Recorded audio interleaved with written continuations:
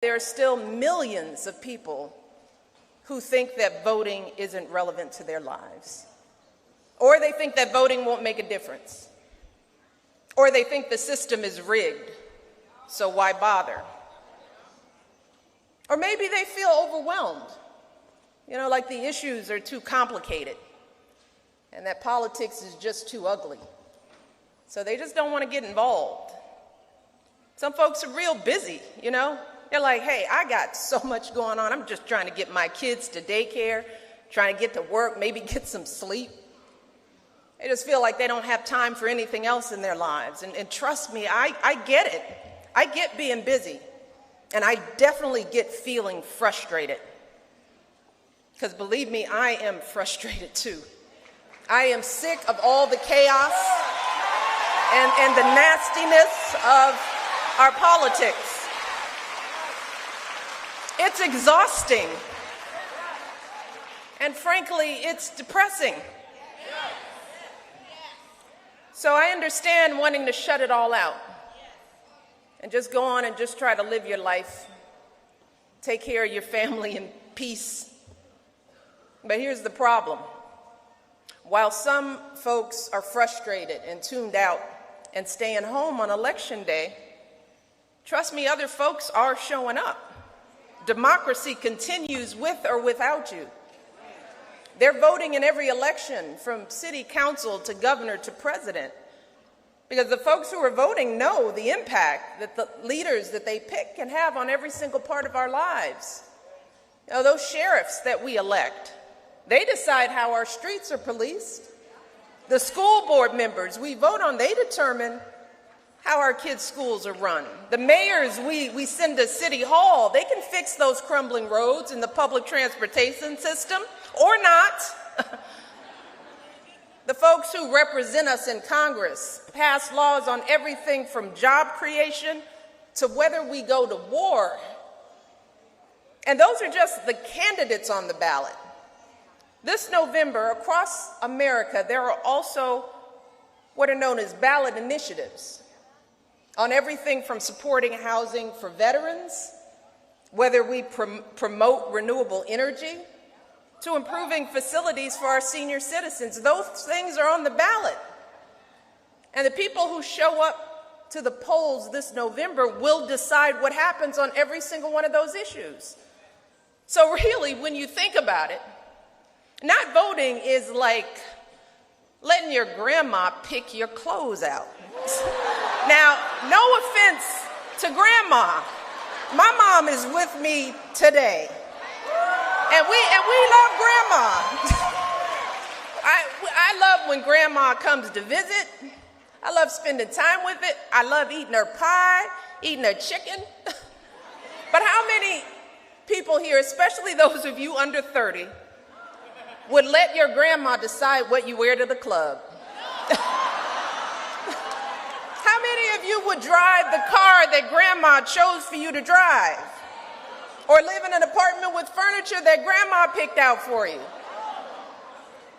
All jokes aside, My point being, and I'm being funny, is that not many of you would want somebody who's not you, and doesn't live in the same space as you, doesn't see the world in the same way as you, even when they love you and you love them, you wouldn't let them do that for you. Because you know that grandma's choices for you are not the choices you make for yourself. What grandma thinks is good for you isn't necessarily what you think is good for you, with all the love in the world. And you certainly wouldn't go to some random stranger in the street somewhere, somebody who doesn't know anything about your life, someone who doesn't care about your community, doesn't understand it, doesn't know it, and ask that person to pick your doctor.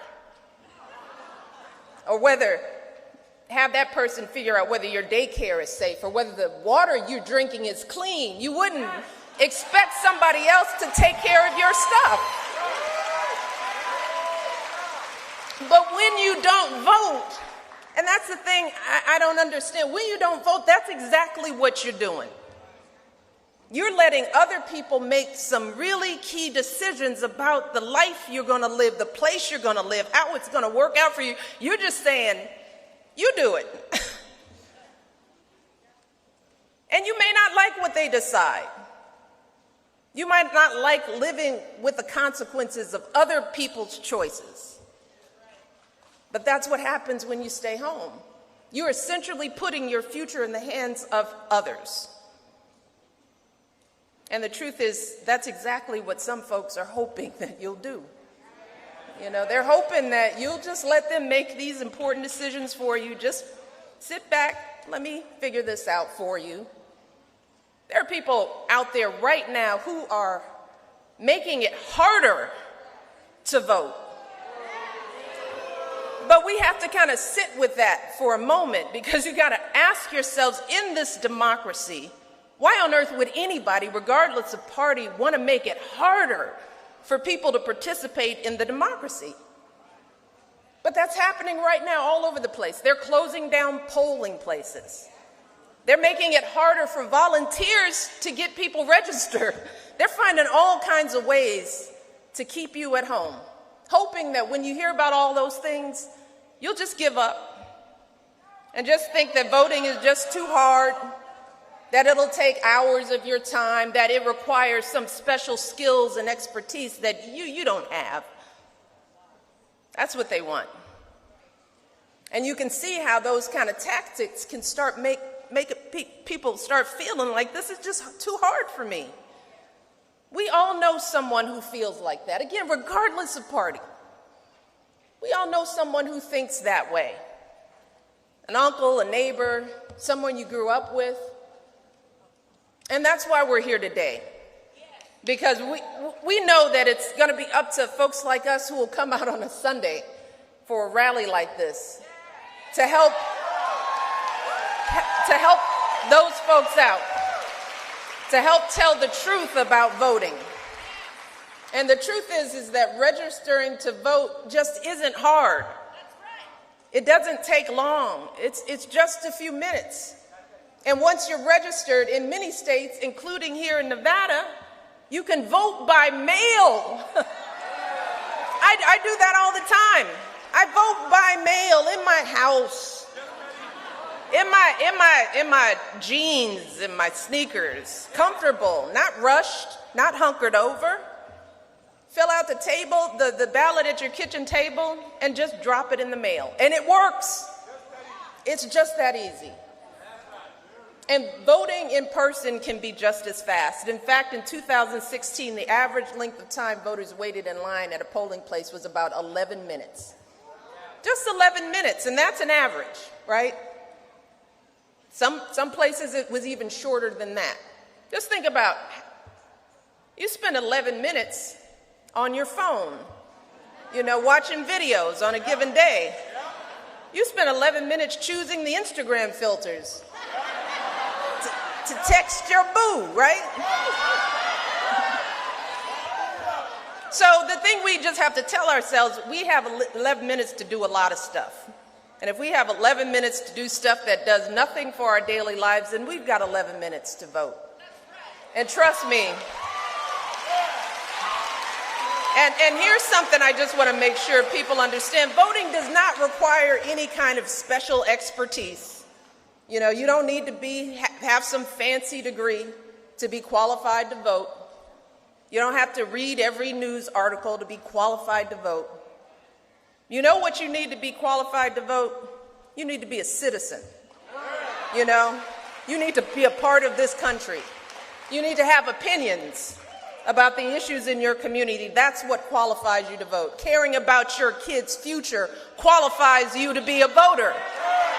Wanting a say in what happens in this country qualifies you to be a voter. So don't be intimidated. Don't let somebody intimidate you from being a part of this process. I've been voting since I was 18 years old. And trust me, I didn't know nothing about nothing at 18 years old, right? But what you do know is what you care about. For all the young people, you do know you have a voice. You do have opinions about what goes on. That qualifies you to vote. And it is not that hard. Plenty of folks of all ages are registering to vote for the very first time. And that should be a source of pride. You know? That should be as important as getting your driver's license, right? So those young people know that they want to have a say about what goes on in their neighborhoods. And they know it's time for a change. That's how folks all over this country are making change in their communities. Just give you an example. There's a little county in Missouri, Boone County. There were families struggling to get their children the mental health care they needed. Hundreds of families had been requesting counseling service for their kids, but the resources weren't there. So the folks in Boone County came together. They came up with a plan to fund children's mental health care. They gathered up signatures they needed to get their issue on the ballot, and then they got out and voted. And today, just a few years later, in Boone County, they're providing counseling for kids who need it. They're doing mental health screenings for every child in that county. And they're training teachers and child care advocates to better support kids with mental health challenges. And this all happened because folks in that one county, in one part of this nation, believed that their kids deserved better. And they knew that their vote was the way to make it happen. So don't let anybody tell you that that vote doesn't matter. Those folks in Boone County could have just sat back and said, oh my God, this is awful. Our kids aren't being treated well. What a shame. Everything feels so hopeless, so I'm just going to stay home. They could have done that. But they realized that it's actually the other way around, how our democracy works. They realize that the only way to make change in this country is to get out and vote for the change you're looking for. And when they showed up to vote, things happened. And the same thing can happen on every issue everywhere in this country. That's how change happens in America.